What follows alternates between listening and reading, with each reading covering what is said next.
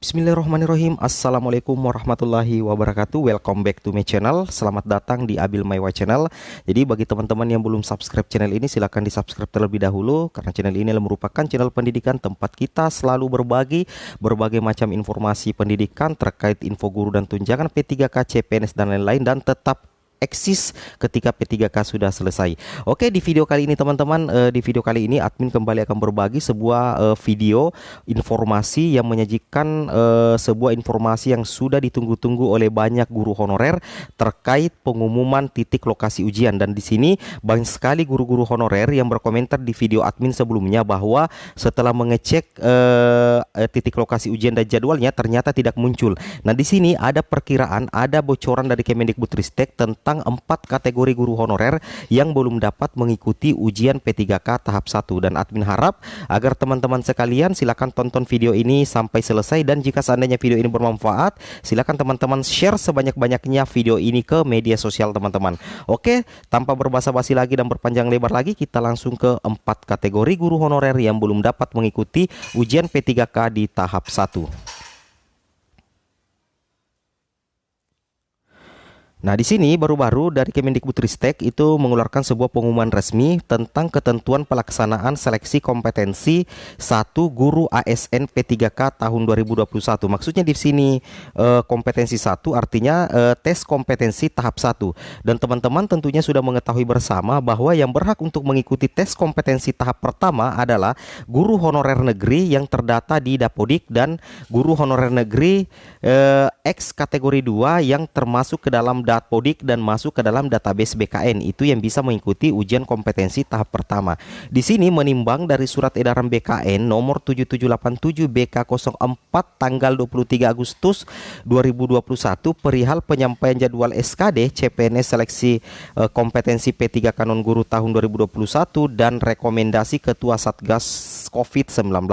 Nah, di sini juga surat edaran menteri itu menimbang berdasarkan surat edaran menteri teman-teman ya, nomor 810-4860 SJ tanggal 6 September 2021 perihal pelaksanaan seleksi P3K Guru tahun 2021, dan tentunya surat edaran Kementerian Pendayagunaan Aparatur Negara dan Reformasi Birokrasi Republik Indonesia nomor B1075 SM 0100/2021 tanggal 16 Juli 2021 perihal ketentuan peserta seleksi kompetensi 1 pada pengadaan P3K untuk jabatan fungsional guru tahun 2021, dan 4 surat jawaban Kementerian Kesehatan nomor SR 0401222311/2021 itu tertanggal 6 September 2021 perihal jadwal permohonan bantuan tes antigen dan vaksin.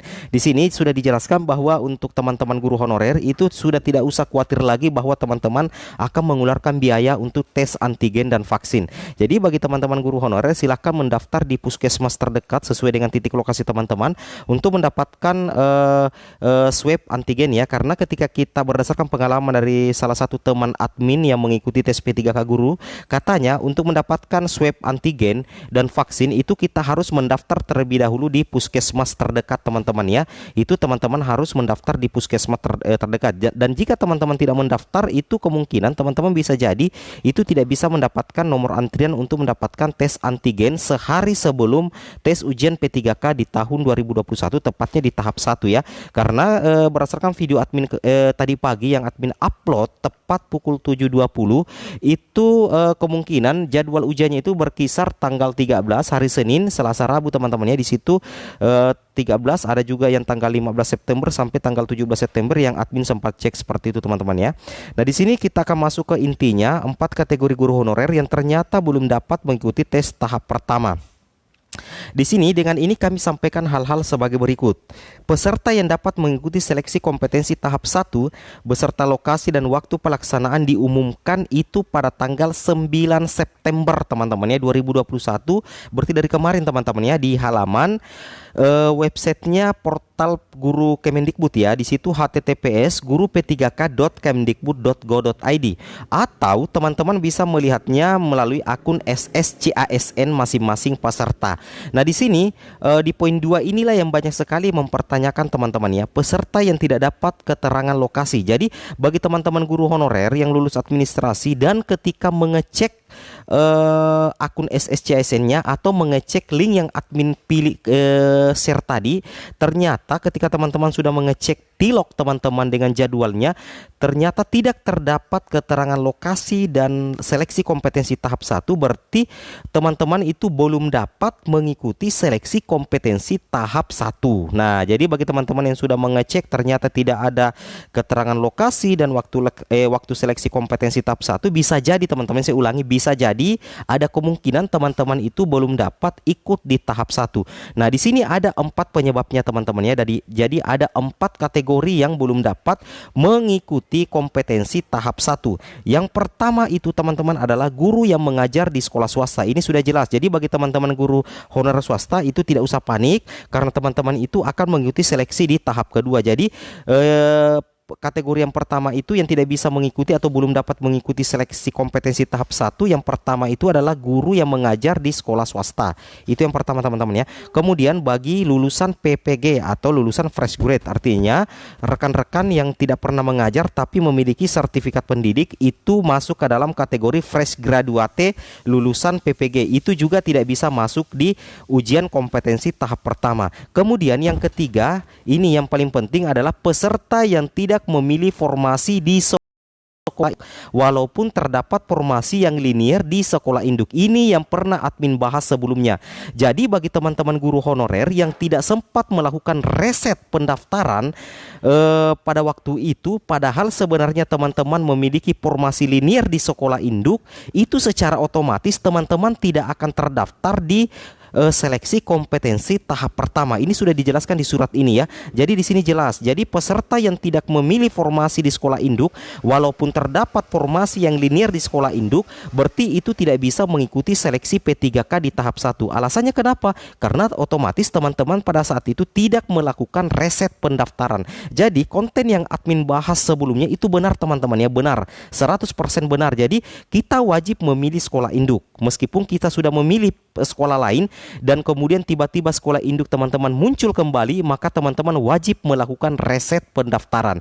Dan peserta yang tidak memilih formasi atau tidak melakukan reset pendaftaran padahal memiliki sekolah induk itu memiliki formasi linier di sekolah induknya, itu tidak bisa mengikuti seleksi kompetensi tahap 1. Di sini dijelaskan teman-teman ya, jelas jika kita artikan peserta yang tidak memilih formasi di sekolah induk walaupun terdapat formasi yang linier di sekolah induk, itu masuk ke dalam salah satu kategori yang belum dapat mengikuti seleksi kompetensi tahap pertama. Kemudian yang D adalah peserta yang tidak terdapat formasi linier di sekolah induk dan tidak ada formasi kosong di sekolah lain. Nah, ini juga.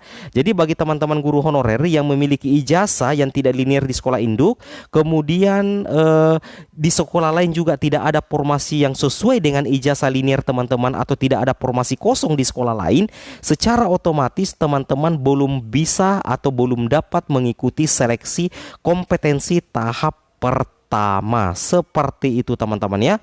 Nah, inilah 4 kategori yang tidak bisa atau belum dapat, bukan tidak bisa teman-teman, yang belum dapat mengikuti seleksi kompetensi tahap 1 dan kemungkinan itu bisa mengikuti seleksi kompetensi di tahap kedua. Jadi bagi teman-teman yang bertanya tadi di kolom komentar tentang tidak ada jadwal dan tidak ada tilok padahal sudah memilih formasi dan tidak melakukan reset pada saat itu, berarti teman-teman masuk ke dalam kategori ketiga atau ke dalam kategori C, peserta yang tidak memilih formasi di sekolah induk walaupun terdapat formasi linier di sekolah induk. Seperti itu teman-teman ya. Nah, seperti itu teman-teman ya. Jadi ini adalah informasi cukup penting dan yang harus diketahui oleh semua teman-teman guru honorer. Oke teman-teman, mungkin cukup sampai di sini video informasi admin. Semoga video ini bermanfaat. Jangan lupa like, comment, and subscribe. Assalamualaikum warahmatullahi wabarakatuh.